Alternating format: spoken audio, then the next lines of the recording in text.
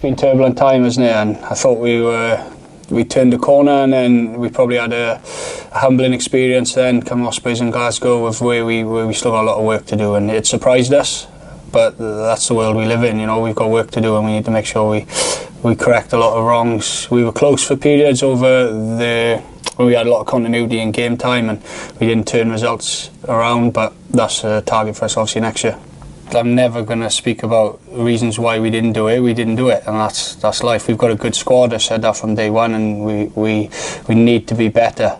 We need to win more games, especially at home. We were close, but I know away form has been really disappointing, and there's massive focus for us there. But fundamentally, if we win the majority of games at Rodney Parade, we'll have a good season, and we haven't turned some performances into results at home, and that's where we've missed out. And you know, like I said, it doesn't matter what players put on the shirt this year. They represent the region, they represent us, and the 15 players on the field always earned that.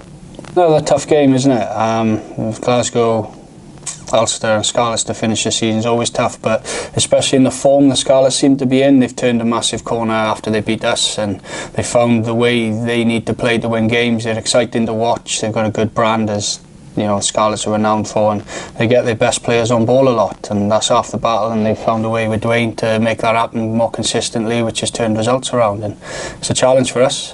They rested a lot of players last week up in Glasgow, as I'd expect them to do, because everyone wants to win derbies, and a win this week will put them instead for their semi-final in Europe, so we've got to spoil the party a bit. Just the derby game, isn't it? I think everyone's going to want to pick their best teams.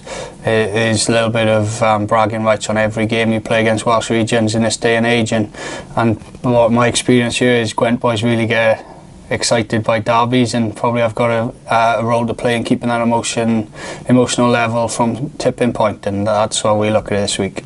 I'm a big believer in rugby, such a collision sport and an emotional sport. Sometimes you need something to play for. The want to play for something or someone, and you certainly, whether it's someone's 50th cap, 100th cap, you can drive emotion that way.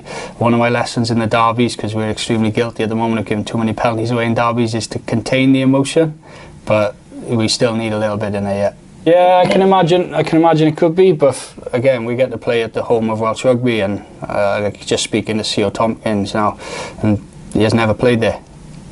So an opportunity for CO to play there. I know he's got ambition to play international rugby at some point in the future, and to play on a stage like that, at least he gets the feeling of walking into a national stadium in the big changing rooms. And yeah, so we are excited for this weekend. We will miss some players from last week, obviously. Leon Brown's neck, shoulder areas getting scanned tonight, just to make sure it's nothing serious, but he won't turn it around.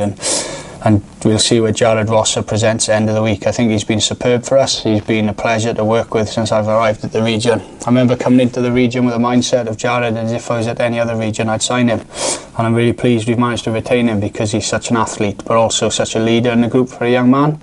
And he'll be touch and go with his knee. He's a great clubman, Aki, but also as a rugby playing loosehead, he reminds me very much of some of the best rugby playing looseheads in world rugby, and when he's on the ball we always look good.